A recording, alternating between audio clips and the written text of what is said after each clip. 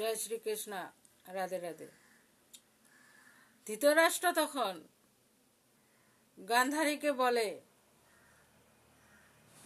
যেটা সত্য যে বিদুর সত্যি বলছে যে আমি অন্ধ, আমি রাজ্য কিভাবে চালাবো।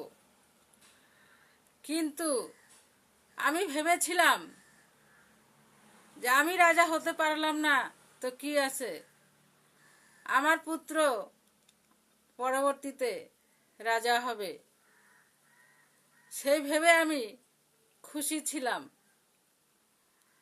কিন্তু কুন্তির গর্ভে যে সন্তান যদি আগে হয়, তাহলে তো আমার সন্তানের রাজা হওয়াও হবে না।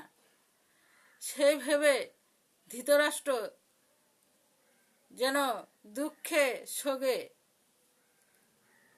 ভেঙে পড়ছিলেন। তাকে গান্ধারী অনেক বুঝাবার চেষ্টা করলেও তিনি বুঝার চেষ্টা করছিলেন না।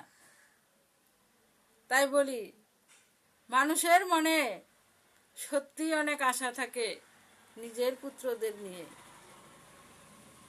যদি সেই আশাগুলো মানুষ পূরণ করতে না পারে, অনেক কষ্ট পায়।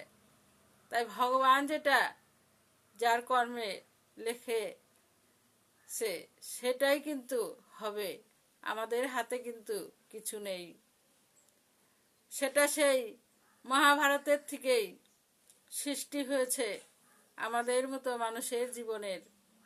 মহাভারত, কুরুক্ষেত্রর যুদ্ধ আমাদের দেহের মাঝে। জয় শ্রীকৃষ্ণ। রাধে রাধে।